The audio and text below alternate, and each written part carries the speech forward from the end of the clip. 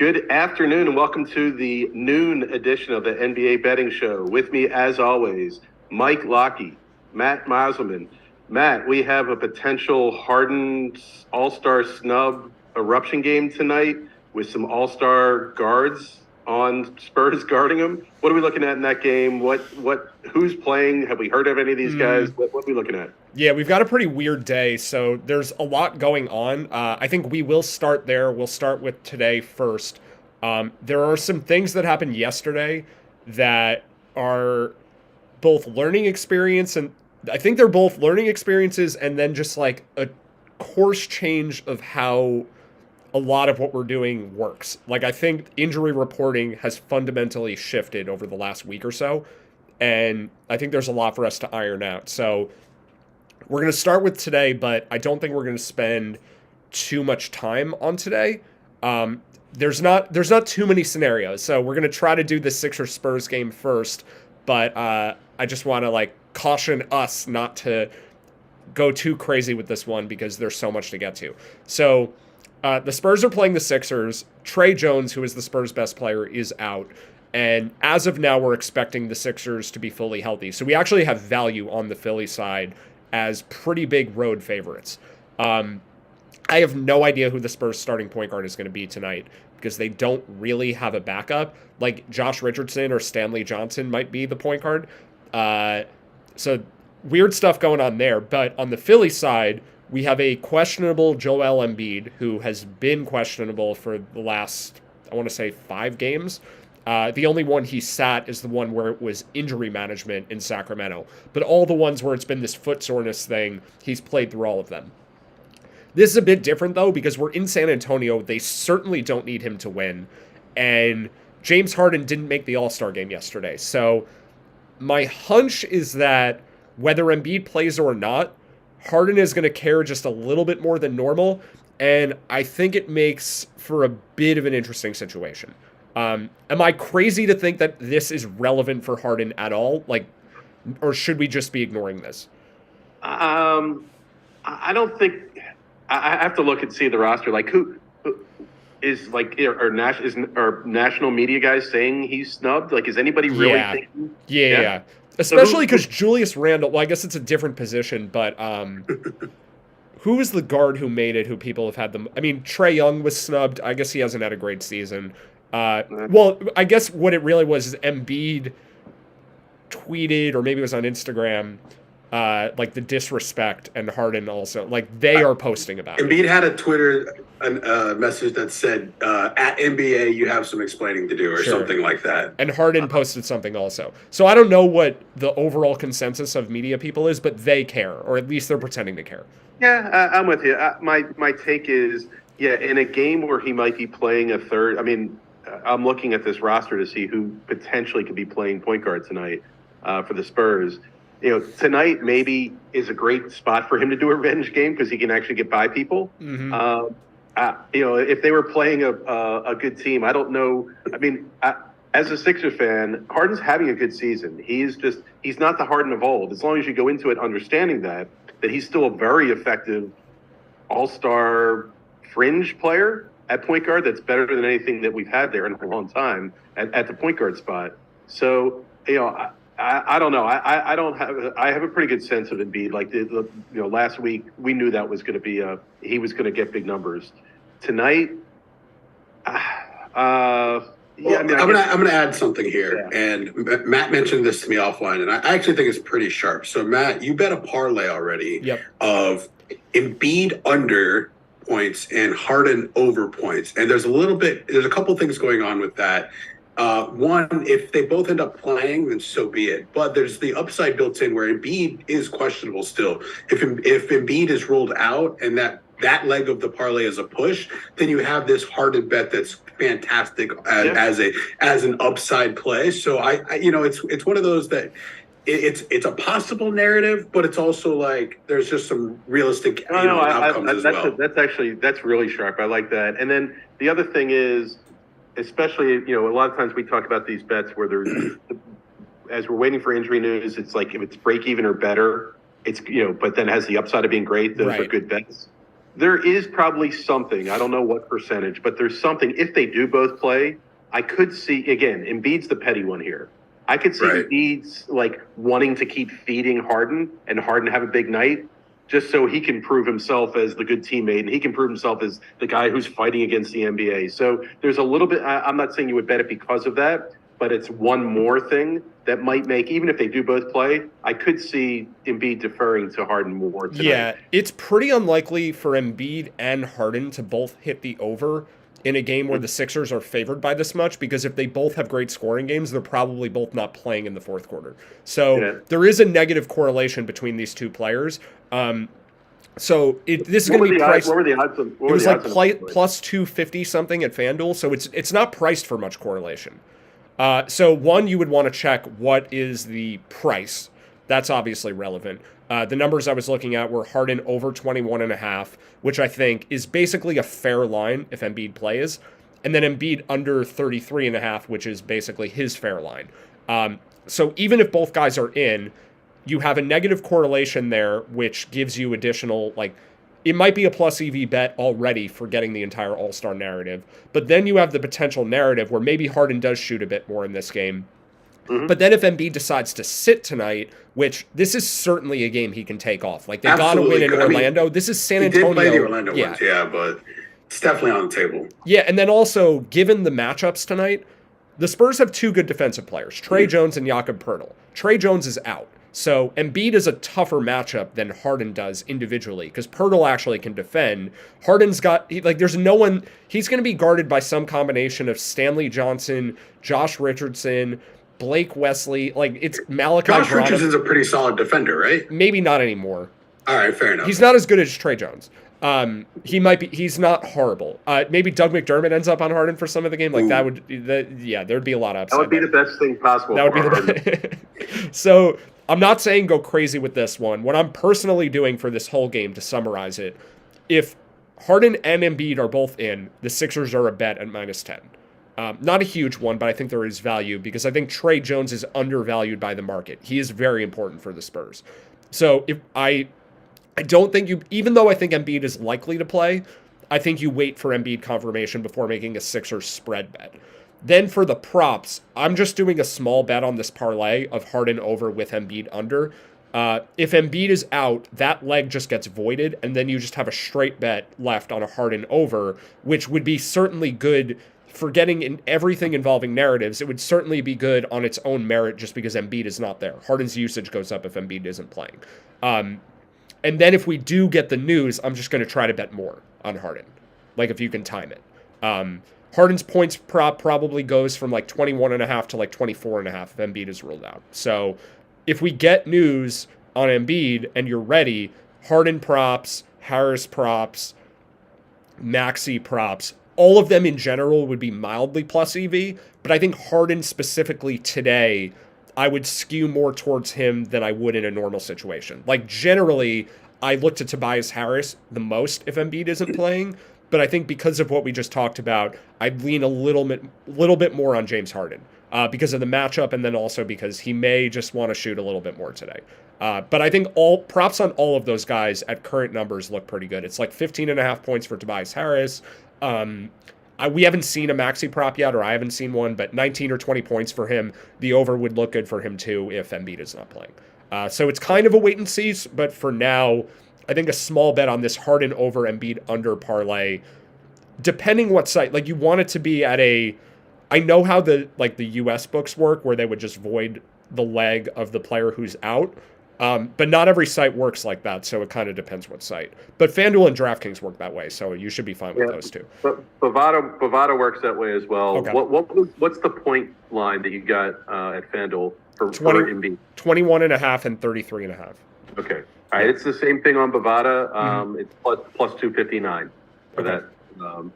And then for those if for those of you that do underdog, the underdog combo is only plus 200 for those two. So if you are looking to do that, Bovada, FanDuel, or anywhere else, it's in the plus 250 range. Seems to make sense. I really like that play. I hadn't thought about it that way. So that's a unique way to play it, especially if you're not sure if you're going to be able to stay on top of the news and time it perfectly, this is a way to potentially get a Harden bet in. This is one we might actually want to look at for other situations too. Like, I'm curious in the when Trae Young is questionable, and we talked about the DeJounte Murray props. But they're usually not listed. The Murray stuff just hasn't been getting posted. The books are getting sharper in general, which is we're going to get to that in the next 10 minutes for sure. Like, there's just a lot that's changing with the way stuff is being priced. Before we go to those topics, though, there's one more pre-relevant game. So I think we're good on Philly San Antonio, but we should talk about this Indiana Sacramento game, which has some weird things going on. We've got De'Aaron Fox, who potentially would have cared a lot about being an all-star snub too, but he's not playing. So we don't have to care about that for this one. We've got the revenge back and forth between Haliburton and Sabonis. They made a big trade last season. I forgot about that. Yeah, kind of a big deal. Sabonis returns to Indiana, but I don't know if Tyrese Haliburton is playing tonight. And sure, he may care to face his former team, but it's not at their arena, so it's far less big of a deal. It's a back-to-back, but if he was in Sacramento, it would be a lot more important than just the guys he played against. And how many guys from that Kings team are even part of their core rotation? He didn't play with Sabonis. He didn't play with Kevin Huerter. Fox isn't even playing. Does he really care that much that he's facing Murray wasn't on the team. Yeah, he's facing his former teammate Harrison Barnes. Is this really... So this is probably... It's probably mostly irrelevant to him. Yeah, I mean, this is one of those strange trades where things worked out, I think, for both teams. For Haliburton, I'm sure there's something that bothers him that a team, quote, gave up on him. But because of that, look where he is. I mean, he's an all-star. Yeah. Even though he's been hurt, the James Harden spot, right? Yeah, right. Exactly. Even though he's been hurt a lot, he's been playing so well and is recognized as such a good player that he's an all-star. Would he have been able to develop at that same rate had he not been traded? So this one, I don't know that I buy a big. No. We're not buying it. Yeah, none of us are buying it. So there are still some interesting things here though, because we're projecting this line as exactly fair at 3.5, with Haliburton projected to not play. So essentially, what we're looking for here is a clean injury report from the Pacers, and then we're betting the Pacers, if that happens. But I'm very skeptical because Haliburton suiting up is less likely coming off this long injury layoff because the revenge stuff is not a variable. If anything, if revenge is going to mean anything, it's going to increase the player's chances of playing first. First and foremost, it's going to increase the chances of if he's on the court or not. And this is not a big enough deal, I don't think, and I don't think any of us, I think we all agree on this.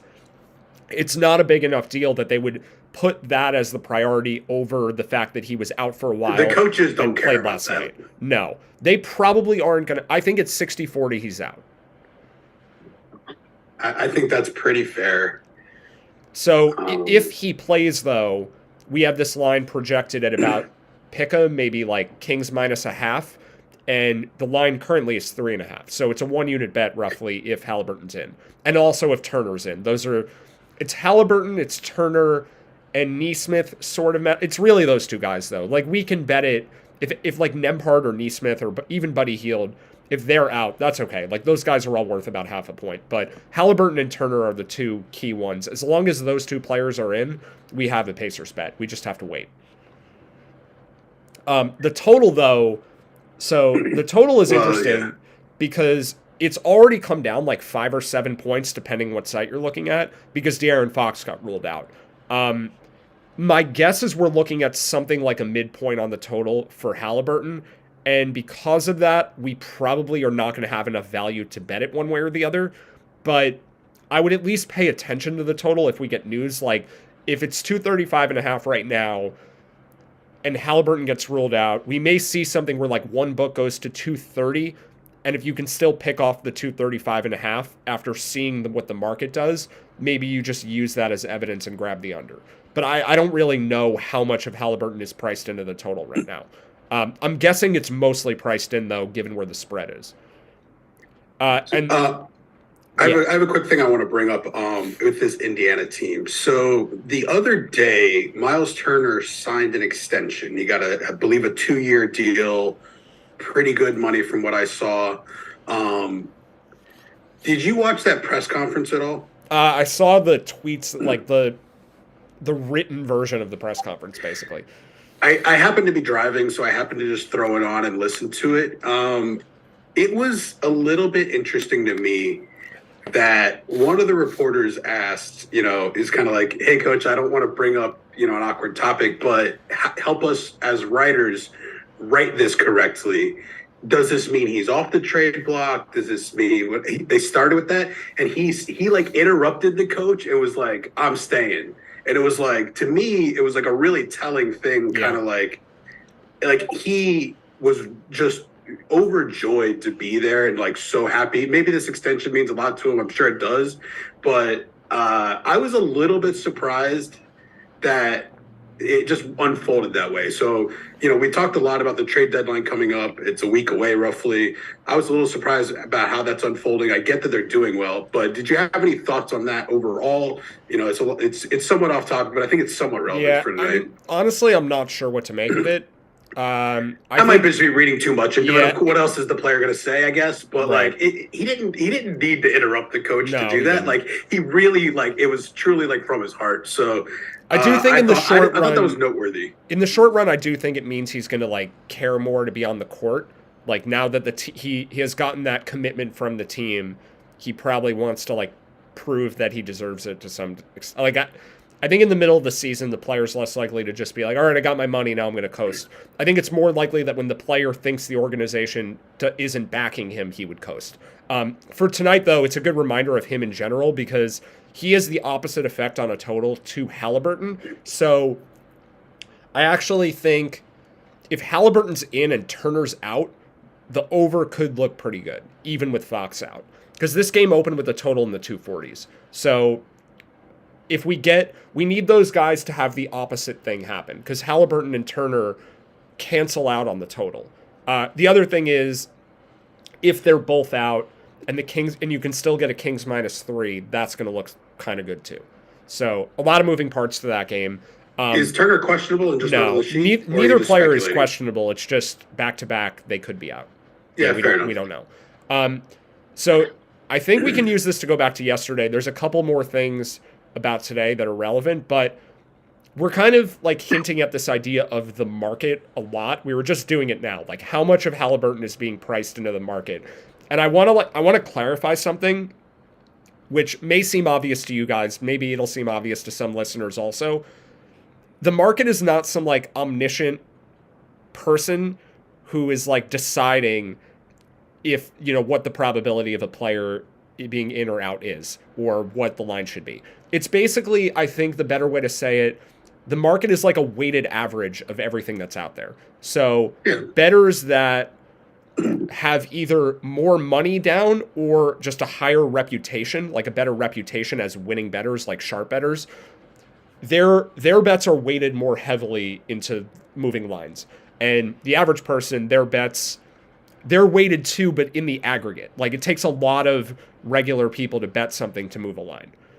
So it's also somewhat fair to say we've been under market on the Kings and maybe over market on the Pacers a little bit. Barely, though, in both cases. This is the Kings on a day-to-day basis. We're not underrating them by that much relative to what the betting lines are. It's not like we're betting against the Kings every game. We've even bet on the Kings. I felt like there was a stretch. Maybe it was earlier in the season. For sure. It was basically when the Kings first started playing well and the 538 ratings hadn't caught up to how well they were playing. And then they caught up to a pretty significant degree. And now when we're talking about being anti-Kings, it's more about the futures markets, which I think are just mispriced. But on a day-to-day basis, it's not like we're betting against the Kings every day. We even had a pretty big bet on the Kings when they played Memphis last week. That was one of our bigger edges in a while. So the market thing is very tricky sometimes because we're using it as an indicator, but it's also based on speculation. So we're kind of watching the market to see, will someone be in or not? If Philly goes from -10 to -11.5 right now, we have to use that as evidence that Embiid is probably going to play. But at the same time, that might just be because someone thinks Embiid is going to play, and they're just betting a lot based on that, and they could be wrong. So we saw this yesterday with if you were watching the unabated screen around 7 p.m. yesterday, it was going nuts on this Bucks Clippers game, where the line went from 4.5 to 1 back to 4 with no news. No news at all. Nothing happened. The Bucks were favored by 4.5 last night for their home game against the Clippers. The line dropped to Bucks -1, and then the Bucks closed at -4. And the thing that caused it to go from -1 to -4, we finally got tipped off. It was when Giannis was listed available. So someone almost certainly thought there was a chance Giannis wasn't going to play last night. And it's probably a person with enough of a reputation to sportsbooks that them betting in that way moved the market. So what I did when I saw that happening was I queued up as many Bucks player props, because the line was already shifting. Like, there wasn't even going to be, at that point, like if you bet the Clippers at +1, there wasn't even going to be that much value on them, even if Giannis was out. We would have been projecting it like Clippers -2. It would have been a good bet, but it wouldn't have been anything insane. But the Drew Holiday props, Giannis got ruled out, would have been crazy. And the Joe Ingles props, and even the Grayson Allen and Brook Lopez to a lesser extent. So we've talked about this before. We had this one day like a month or so ago where we started seeing blinking on the screen for a Cavs game, and we were like, Donovan Mitchell, maybe there's a shoot-around thing going on. And then within like 30 seconds, we actually got the update that he wasn't at shoot-around. So if you start seeing lines move like that, basically the thing to do is log in. That's the first thing to do. And then the second thing is, okay, what player might be in jeopardy, and how can I capitalize on that if that happens? So I was ready to bet every single Bucks player prop I could find as soon as I saw the line moving, because it was certainly an indication that Giannis was being speculated to not play. If he might have had a weird fall during warmups or something too. I don't know exactly when you said this was going on. It was 3 hours before the game. It was a really weird time for it. Okay. Like, he might not have been at the arena at his normal time that he arrives at the arena. Like, he might have been late.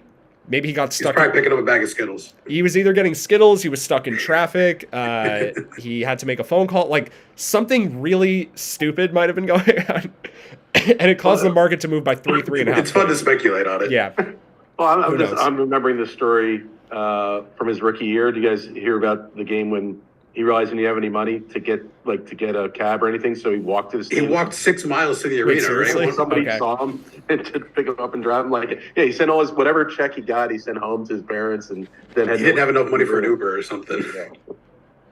So I doubt that's what. I think he's got plenty of money. Giannis can afford Uber now. Okay. He's got a prepaid debit card on his Uber account. So. Okay. I'm happy for him. He's really made it. Okay, so the other game, besides that one, because we didn't actually have a bet on that game, we projected that game at 3.5. And I guess at Bucks -1, if you got that number, like when it bottomed out and you found out Giannis was in, it was a pretty good bet there. They only won by 1. That bet would have pushed. There may have been a pick'em, or I guess you could have bet money line at that point. I didn't do anything. I was concerned enough that he wasn't going to play that I was just waiting for props. But the game that we spent the most time, or at least we didn't have a show yesterday, but tweeting about, and we actually talked about this game like 3 days ago. The last time I'm really disappointed we didn't have a show yesterday, because I would have loved to have some receipts on this conversation, because it was just a fascinating thing as it unfolded yesterday. I want to hear your side, Matt. Okay. The Warriors-Nuggets game, if it's unclear what we're talking about, was...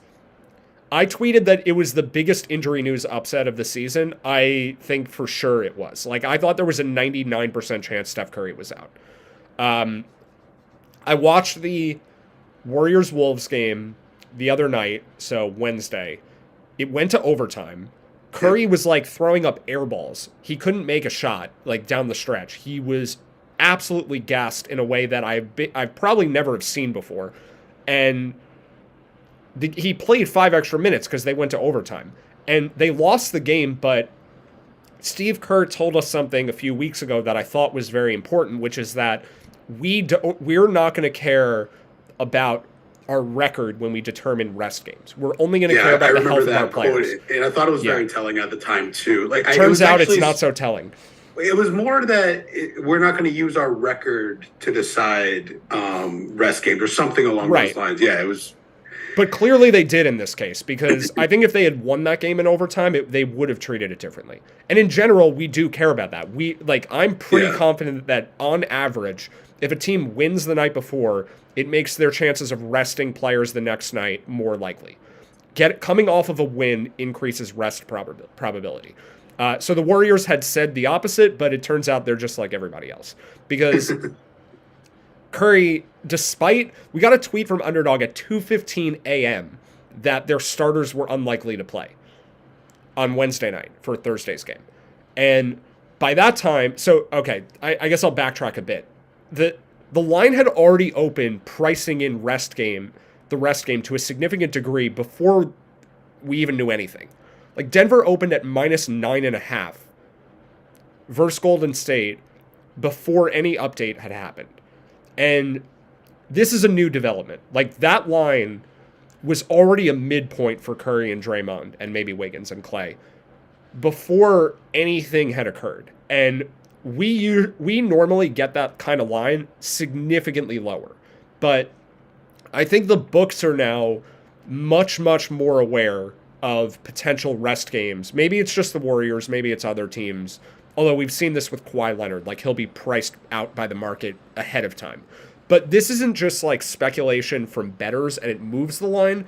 This is literally where the line opened. Denver opened at -9.5. So we're now in a world where, and I think this is only as of the last week or two, we're in a world where the sports books are anticipating rest games ahead of time. I think we're already seeing this with Haliburton for today. Like the market is expecting him out. This line it wasn't any lower than this at any point. So we're going to now get more value if a guy doesn't rest than if he does rest when it's in these back-to-back situations. I think like it's going to depend on the team and it's going to depend on the game, but we're going to see lines shaded more in anticipation of rest games going forward, I think. I think this is a new trend. So as far as what specifically happened here, the line moved from 9.5 to 12 when we got that. It was already trending that way, but it got up to like 12 or 12.5 when we got that middle of the night tweet about them being unlikely to play. Then what we got was at 3:30 Eastern, so 1:30 local time, just like it always is. The Warriors submitted an injury report. Clay was ruled out, which that was a no-brainer. Clay doesn't play back-to-backs. Wiggins we got available, and Curry and Draymond were just questionable. So that was very confusing. Poole was off the injury report, right? Yeah, Poole was speculative from me because I just thought he looked really tired the night before, and he actually did play lower minutes. Like Poole was not 100% last night. I thought they could rest the entire starting lineup. Curry, Draymond, Wiggins, Clay, and Poole. Poole never gets rest games, but I thought there was a chance Poole would sit too. So we got Poole off the injury report, Wiggins off the injury report, Clay ruled out, but then Curry and Draymond questionable. And that was very confusing. So the line at that point went from 12 to about 10.5. And then it kind of just stayed there for a while and then went back up to 12. So the market basically said, like, BS, those guys are definitely out. Curry and Draymond are not playing. Market called the bluff. Yeah, the market it definitely called the bluff. It turns out they were wrong, though. So at that point... Sometimes you get shown a good hand when you call a bluff. Yeah, and that sort of happened because we had multiple... This wasn't even close to the end at this point. So then about like an hour and a half before the game, we got Curry and Draymond available. And we were projecting this game something like 13 if they were out and like 8 if they were in. But Aaron Gordon was also questionable, so there was a lot of moving pieces. The line got all the way down to 6. I think I might have even seen a 5.5. Curry and Draymond were in.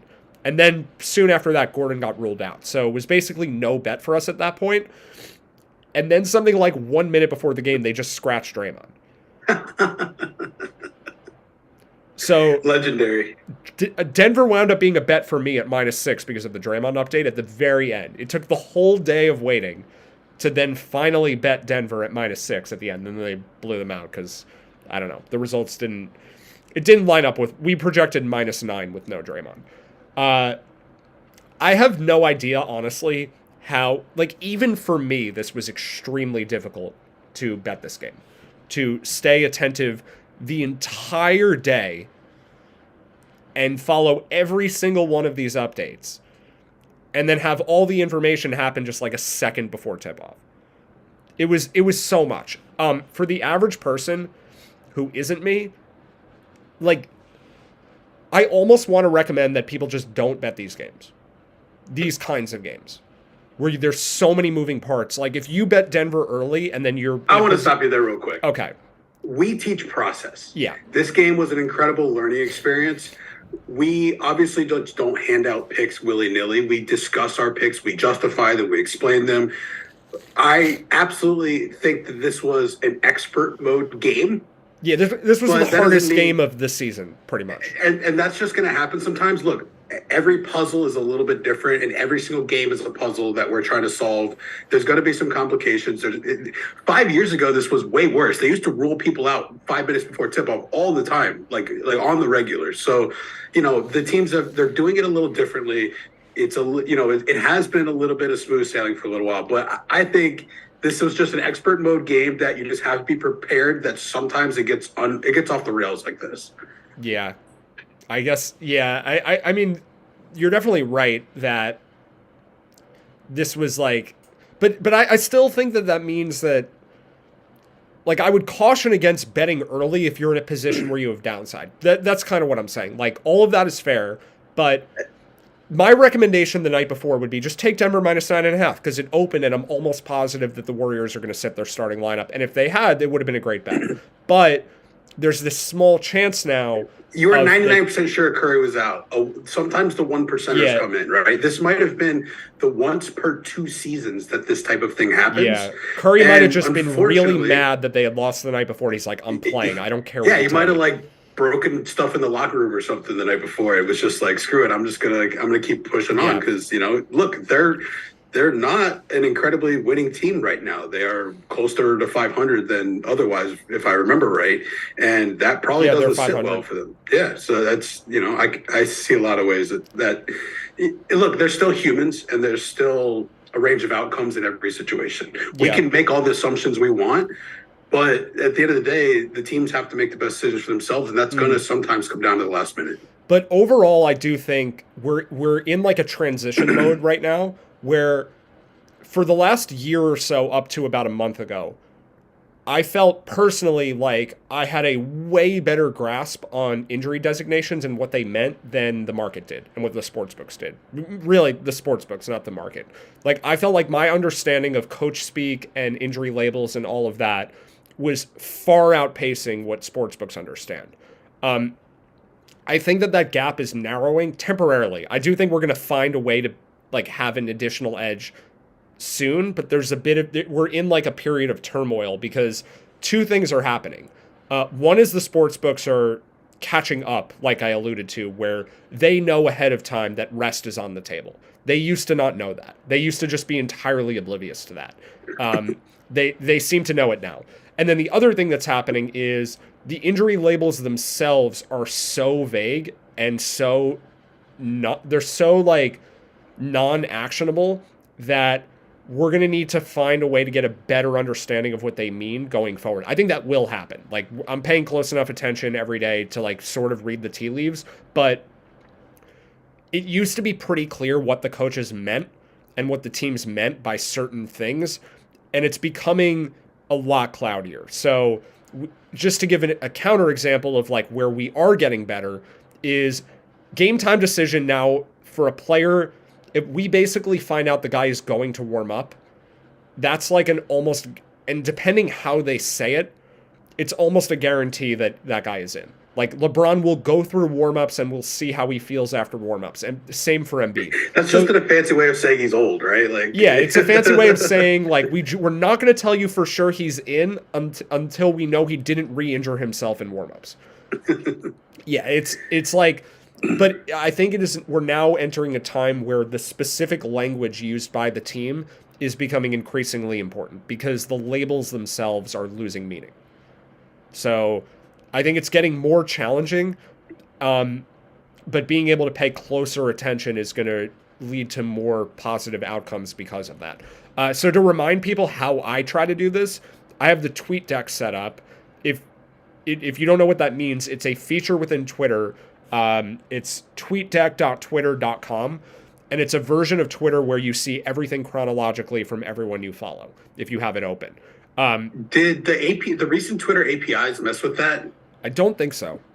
There was some recent thing with Elon Musk about removing free access to Twitter APIs, and I was thinking that might disrupt your service. It hasn't yet. If it is going to, it hasn't yet. But if anyone wants to see like who I have on my tweet deck, there's a Twitter account that I have at Matt_M_NBA. Matt M NBA. And if you just follow everyone I follow, you probably want a new account because you don't need like all the regular people who are not NBA beat writers on this Twitter feed.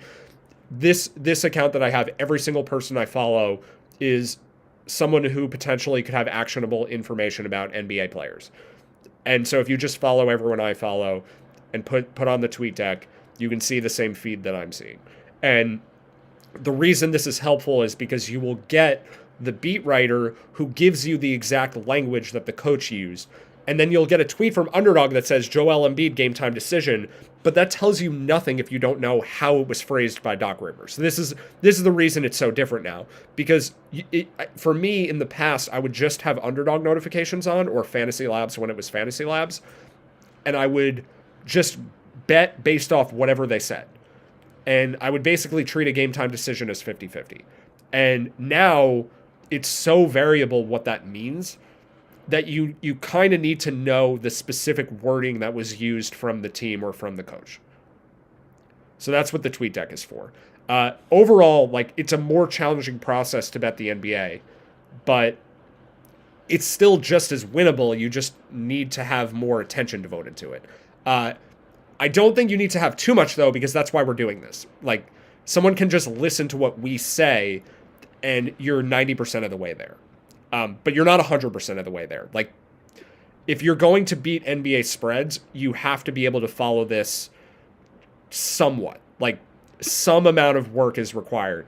Anyone who's basically giving you an NBA pick, like 10 minutes before tip-off with nothing else, they're just, here are my plays for today with no analysis, there's basically no chance that that person is winning overtime anymore. The information is too fluid. Like, you have at least not with the picks they're giving you. Maybe they have better lines, or But yeah, you're not going to just be able to. Certainly, there's no. That's a really good. No, it's a really good caveat though. Like, that person may be a winning better, but you're not going to win following them because they haven't given you everything they've used. Right. All right. I think unless you guys have something to add on that, I think that's enough of that topic. No, I thought it was interesting. I mean, even though this was an alleged blowout, that blowout didn't really happen until the third quarter. It was a 1-point game at halftime. Warriors looks like they just forgot how to shoot in the second half, but it is what it is. There's a reason we projected this game though at like 9 or whatever. Part of that is that it's really hard to play a back-to-back going into Denver. Denver had a huge home court advantage built in for last night. Also with the air in Denver, right? That's part of it. You get tired easier. Yeah, I kind of I don't know how useful that is in NBA or how much that's not baked into 538. No, it's baked in pretty heavily. Like, the average team has a home court advantage of like 2 or 2.5. The Nuggets are about 4, just for all situations. Yeah. Yeah, I'm just going to throw one other comment in, just reinforcing something it said early in that discussion, Matt. Yes, we are trying to we are teaching process. We're trying to give you insights into what's being done here. And back to that game that was the expert mode game. Yeah. The reality is, if you know you're not able to stay on top of things that are that fluid, the proper thing to do may be to not bet. So yes, if you got the bet in the night before, great. If you are staying in tune, great. But if not, just focus on some of the other games that we're giving you some insights on, because some of them just may be too difficult if you're not able. If the reality is, if things are that fluid that you have to stay connected the whole time, and you know that day you can't, then just skip that game and move on to some of the other ones, because overall we're giving you profitable process to follow. So there's nothing wrong with sitting out one game. If it's just one of those absolute off the rails type games. So that was just my thought as the guy who often isn't able to stay as much in tune as Matt is. I'm trying to make sure I'm taking as much of this for my own betting process and knowing what my own limitations are in terms of time and a reality check of what's possible, not just what's theoretical to be able to yeah, play. So no, it's a good thing to remind people of. On a given day, there are certain games that are more suited to someone who is not going to be around all day. And there are other games that are more suited to the person who can wait around for the update, where like basically you're going to maximize your value on that game if you can wait for information. But within each of those games, there's an optimal strategy for the person like me and for the person like you within each of those games. And occasionally, the optimal strategy for the person who is more like you, who is busy, is to avoid that game some of the time. But there are other games, like with the Pacers game yesterday against the Lakers, we basically had a situation where the Pacers were a really good bet with the upside to be 3 times as good of a bet if LeBron was ruled out. For someone who is not able to be as attentive, the Pacers are a good bet either way. It's just a matter of how much you bet. So you could just bet them. And Jeremy Grant available tonight? Is that useful? It's not gonna give us value.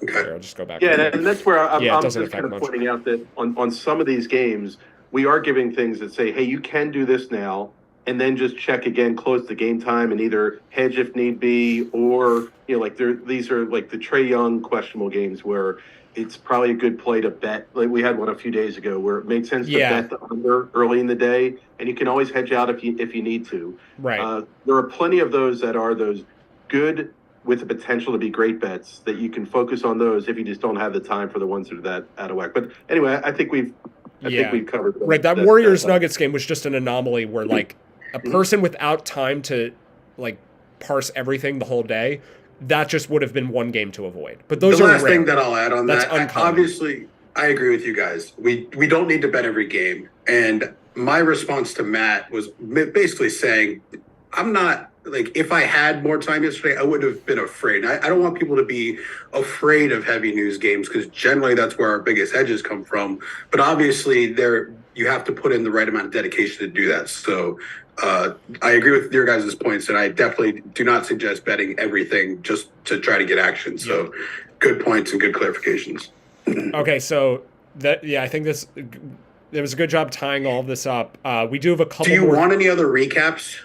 No, I think like we had the Pacers game and we had the Denver game. That was really it from yesterday. There's a couple more things from today to mention before we get off here. Okay, yeah, let's go ahead and transition back into today. So as you can see here with Jeremy Grant, we don't like he's not important enough. We're gonna have a bet here either way on him. Like it's projected 3.6 with Grant playing. The line was 4.5. It's going to move from 4.5 to 3.5. That's not enough for a bet, though. We're just later in the day than usual, so I'm expecting more news to come in than usual. So okay, hold on. For now is going to be potential something. Hornets news, maybe. We just got Dennis Smith probable. If Ball and or Rozier are out right now, we have a Pistons bet. So I'm going to log in. Good. We got Dennis Smith probable, but we have nothing from Charlotte, Detroit, from the rest of Charlotte yet. But as you can see here, we have... Okay, Cody Martin has been out. There is a Hornets PR, but this is not... It doesn't seem as though they are tweeting this. Oh, no, they did. Hornets PR did it. Yeah, there's no one else out for Charlotte. Okay. Disregard. Yeah, the players who are out for Charlotte today... Actually, interesting. We had... Hayward projected out. He's in. He's not on the... He's not worth much to the spread, right? Hayward being in is going to add back a little bit to Charlotte, but not enough to give us an edge. Yeah, like 0.7 is going to... We're going to have this game pick 'em. Is there any big minutes difference with Dennis Smith out, or is Hayward going to absorb those minutes? No. Dennis Smith is probable. Okay. Yeah, we were looking for basically if Ball and or Rozier were out, then we were going to have some stuff. I think, yeah, it ended up being... This was like the one potential big upside game. Charlotte on a back-to-back. Maybe they sit some guys. They're actually sitting less guys than what we had projected with Hayward. I don't know why Charlotte is trying to win. Like, this is a pretty important tanking game. Yep. Yeah, I was going to say, this is a Wembanyama Bowl game as much as any of the year, really. These are two teams that are certainly in the bottom 4. Like, we know the bottom 4 right now. It's Charlotte, Detroit, San Antonio, and Houston. Yeah, and there is a difference between third and fourth for percentages. It's not huge, but it's something. First to third is the same, and then it drops off a little bit when it gets to fourth. So if you're in the bottom four, first to third is all the trying to same. be in the bottom three. Like there's no reason to finish fourth worst when you could. I didn't realize that they were flat like that. Yeah, yeah, they changed it. I think it's the second or third year that it's been that way. So yeah, first through third is exactly the same. I think it's 14%, and then it drops to I think 10 or 9 point something at fourth. That is pretty noteworthy. And it's not like, I mean, yeah, there's no way any of those four teams are winding up fifth at this point. I guess Orlando, but there is a huge gap between the bottom four. So yeah, I guess what we're really talking about is 3 versus 4. Maybe these teams now, the probabilities are not important enough that they're just not going to play it that way.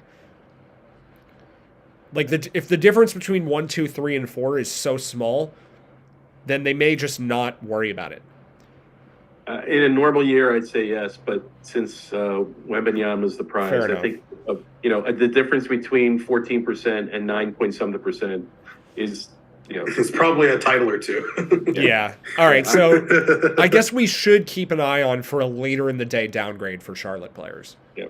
Agreed. Because we didn't get Hayward active. We just got him. He's not on the latest injury report, which doesn't necessarily mean he's playing. Ball, Rozier, same thing. They could wind up downgrading them later. Mm-hmm. So, yeah, Ball is worth like 2 points in this context because it's like a tired version of him on a back-to-back. Rozier about the same. Hayward's worth like half a point. If they just sit everybody, the compounding would be pretty high, though. So it's worth watching Charlotte for potential downgrades. We could have a Detroit bet, and it could be a large one if they decide later to sit the whole team. But I would say it's pretty unlikely because they gave us an injury report already. Like, it probably would have just happened now. But it is possible. So if there's one game with potential large news, it's probably that one. We probably will Indiana in the next hour and a half. So if Indiana has a clean injury report, they're a bet for sure. The only other thing for today is Rudy Gobert. We already spent enough time on the Sixers, but if Gobert is in, we're going to have a Minnesota bet. Orlando is the new Oklahoma City for us. We bet medium-sized favorites against them every time. Right now, I think there are -4s available. There's a couple of them. Most of the market is 4.5, but there's a couple of 4s.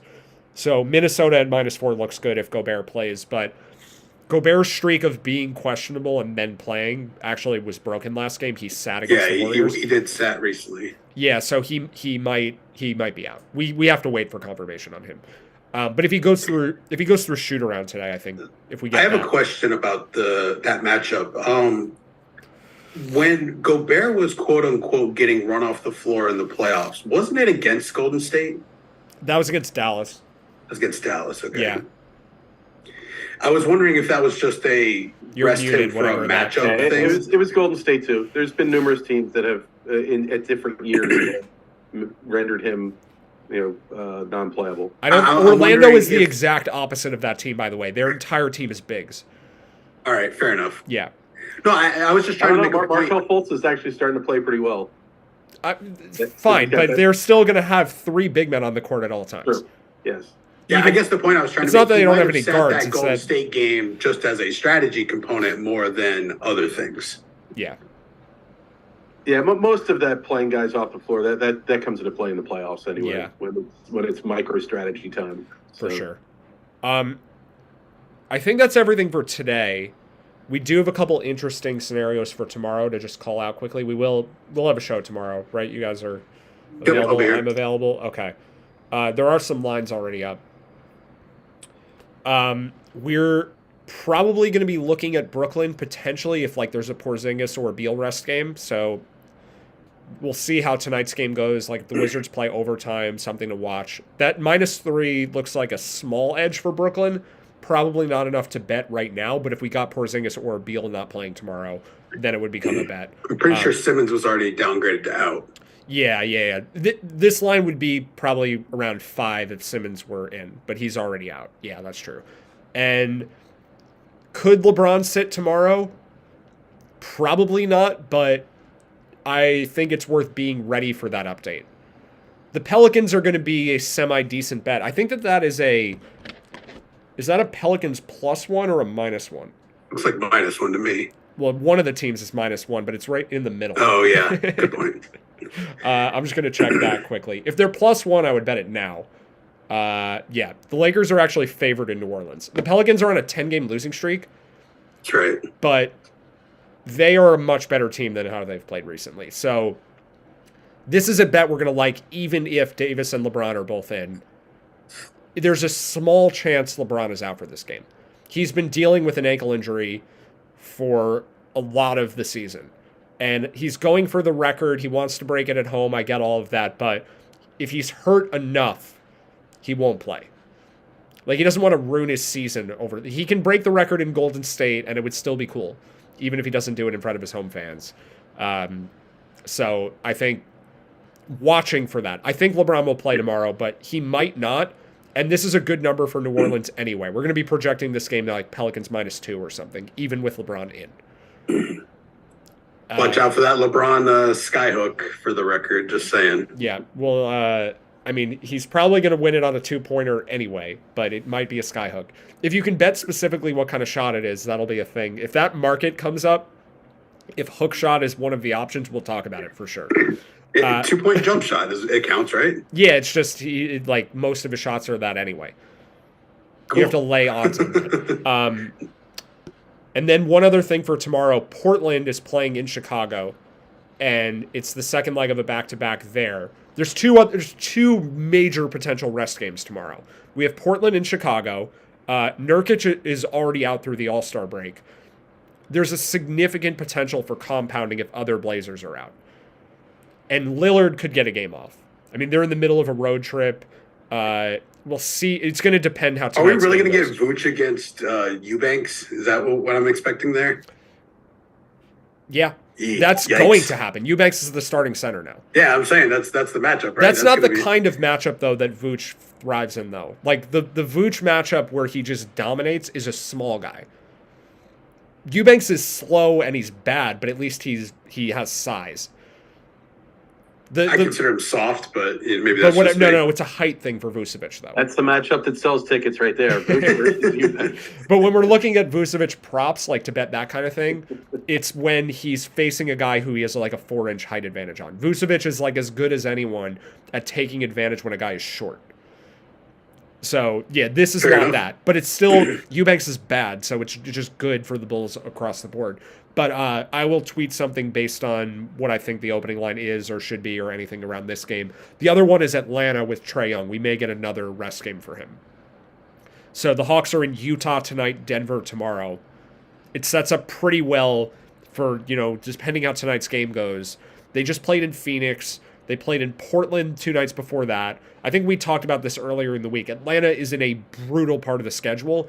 If they go into Utah and win tonight, after going into Phoenix and winning, I think they've certainly earned a rest game for key players. Denver will probably open as pretty large favorites, but with Trae Young, we care more about the total than anything. So this is just one to watch for later in the day. But we have 2 very significant rest games tomorrow. And then one final thing before we jump off. Luka Doncic may not be playing for this Golden State game. He got injured last night. Unclear how serious it is, but there's no line for this yet. It's his second ankle injury in like 2 weeks, right? They called this one a heel injury, but right. I think it's the same. I'm actually not sure if it's the same leg. Fair enough. Yeah, we'll see. I don't know what's better, the same leg or different legs. It's neither is good, right? Neither is good. Yeah. All right. Anything else to talk about today? No, definitely going to want to follow the Twitter account, though, because I'm going to be tweeting a lot about these 3 games for tomorrow, for sure. Yep. I got one thing before we sign off, not betting related, but I'm going to throw it out there anyway.